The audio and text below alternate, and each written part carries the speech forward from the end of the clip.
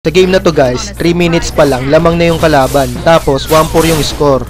Tapos ayun yung mga kasama ko, dinagdagan na naman yung kalamangan ng mga kalaban. Ayun, ubos sila. Mga bobo! Pero wag kayong mag-alala mga tropa, ibabawi ko kayo. Ubos sa akin tong mga to, ubos to, ubos yung energy ko. Grabe kasi yung nerf kay Pani. Ang hirap tuloy tansyahin ng cable niya, kailangan mong tipirin.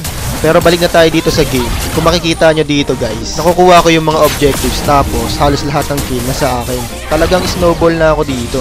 Alam nyo ba guys, kapag yung Pani ganito naka-snowball sa early game, hindi na matatalo to eh.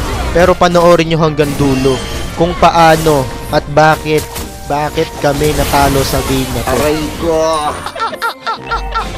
Ano pa bang dahilan?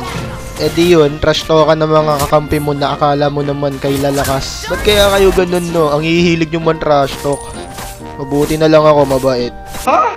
Oh, upalong? Uy! Gago! Tapos tignan nyo yung gagawin dito ng badang. Nagulat ako ah. Kala mo mapapatay mo ako ng ganun boy. Aba tumatawa ka pa talaga? Mabawian lang kita, okay nang matalo.